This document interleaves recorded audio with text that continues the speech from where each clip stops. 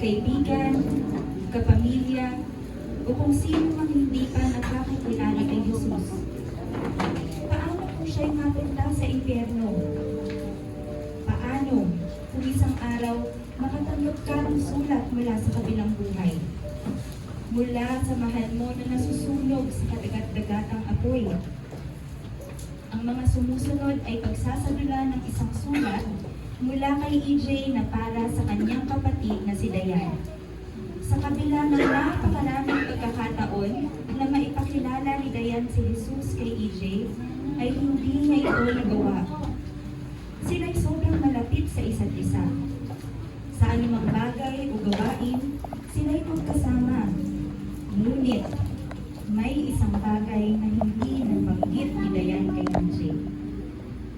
Ang mga sumusunod na kaganapan ay simple na lungkot.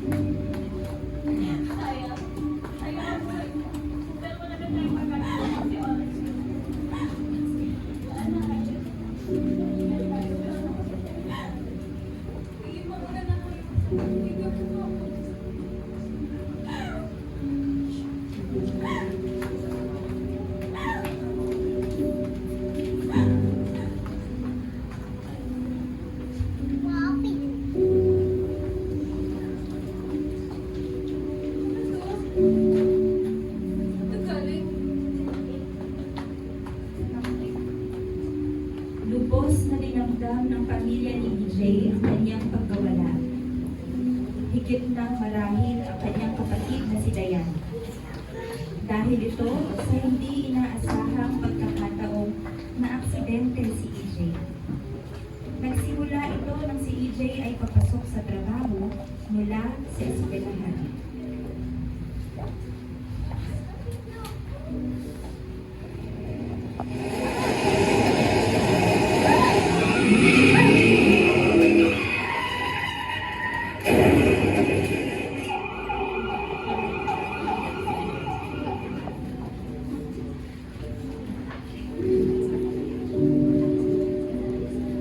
Matapos ang trahedya, siya'y dinala sa ospital. Ngunit ito na nga ang naging rason ng kanyang kamatayan. Nung siya'y binawian ng buhay, maraming bagay ang kanyang nasaksihan.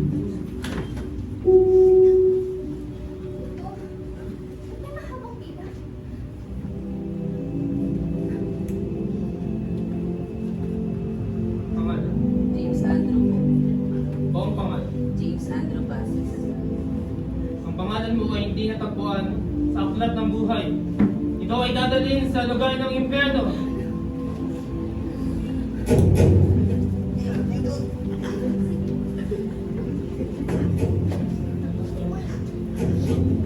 Pangalan. Buong pangalan. Ang iyong pangalan ay hindi natagpuan sa aklat ng buhay. Ikaw ay habang buhay napaparusahan sa lugar ng impyerno. Ayoko! Ayoko sa Panginoon! Ayoko! Ayoko sa Panginoon! Pangalan. Buong pangalan. EJ Carrascal. Ang iyong pangalan ay hindi natagpuan sa aklat ng buhay. Ikaw ay papayagan ng walang tigil sa lugar ng impyerno. At noon nga'y inihatid na siya sa lugar na tinatawag nating impyerno.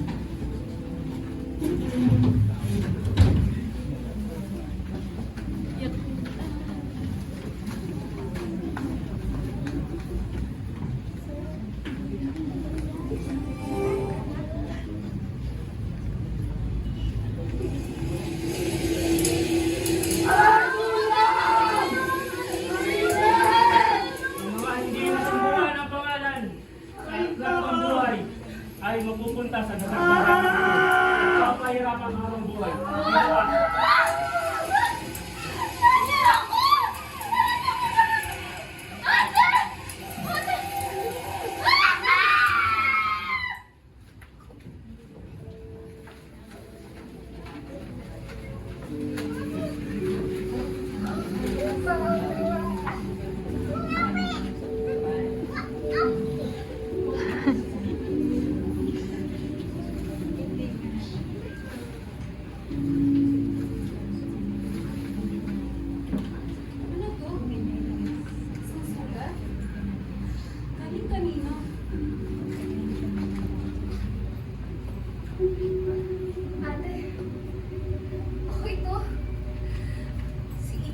Namatay ako ngayong araw. Kakaiba to sa aking inaasahan. Ibang-iba sa aking katotohanang nasaksihan. Akala ko, ang kamatayan ay dadalhin lang ako sa isang lugar na mahamog at malabo. Pero ang lugar na ito ay singlinaw ng kristal. Ang katotohanan sa buhay. Sa buhay ko sa mundo. Nag-isip ako. Kakasalita, nakadarama. Tapos ang trahedya na ramdaman ko. Ang aking kaluluwa, humiwalay sa aking katawan. Narinig ko pa nga ang boses mo.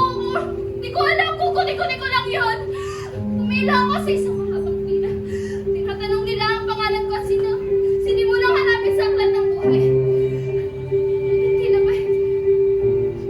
Hindi na ito mahanap. Hindi nila makita yung pangalan ko.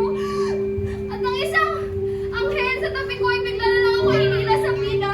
Natakot ako! Ate! Natakot ako! Hindi ko malaman ang nangyari. Tinanong ko siya nung paulit-ulit. Saan kayo mapupunta?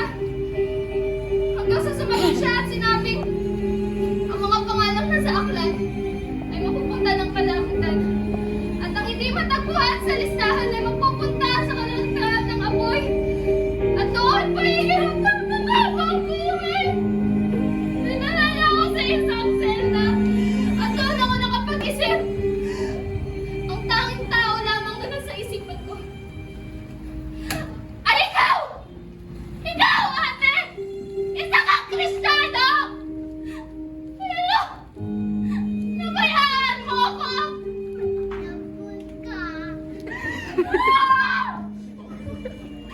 Ilang beses kitang tinanong! Pero lagi mong iniiba yung usapan! Ikaw na mismo ang nagsabi sa akin, isa kang Kristiyano! Pero pinabayaan mo ako nito, ate. Hindi mo man lang sinabi sa akin paano makatakas sa impyerno ang lugar na ito! Sa tagal-tagal nating magkasama! Hindi mo ako pinakilala kay Jesus! Ang mga anghel na nakataas ang itapo na sa lugar na ito ay maparating na! Andiyan na sila! Malapit na ng malapit! Kinikilabutan ako, ate! Narinig ko na ang mga lapak nila! Hindi ko na kaya, ate! Anong gagawin ko? Tulong sa akin! Impyerno! Bakit hindi mo sinabi sa akin na tungkol kay Kristo? Bakit hindi mo sinabi sa akin na maligtasan hanggang sa Panginoon? Bakit kapatid mo ako sa ate ng sinungaling?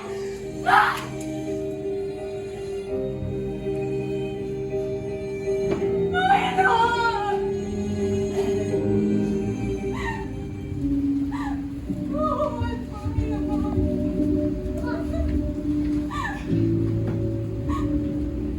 Sobrang kalaspan.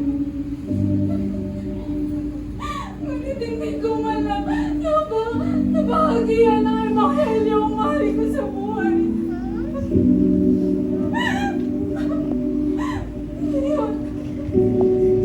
Ngayon, wala na. Wala nang pagkakataon. Wala nang pag-asa. Wala na akong magagawa pa para iligtas siya sa impyerno.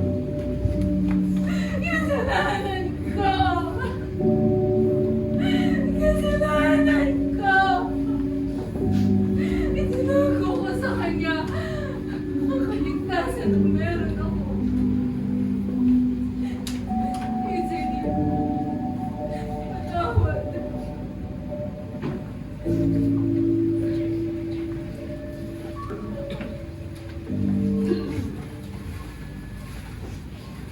Ito ay naging paalala sa ating lahat. Na bilang mga Kristiyano, bilang mga mananampalataya, tungkulin natin na ibahagi ang Ebanghelyo, ang kaligtasan, na kay Kristo lamang makikita. Ang mga tao sa paligid natin ay papuntang impyerno. Maaari silang mga kamag-anak, kaibigan, mga kaklase, o mga katabaw natin. Ito ay paalala sa ating lahat na tayong lahat ay papuntang impyerno. Ngunit, dahil sa ating tagapagligtas na si Jesus,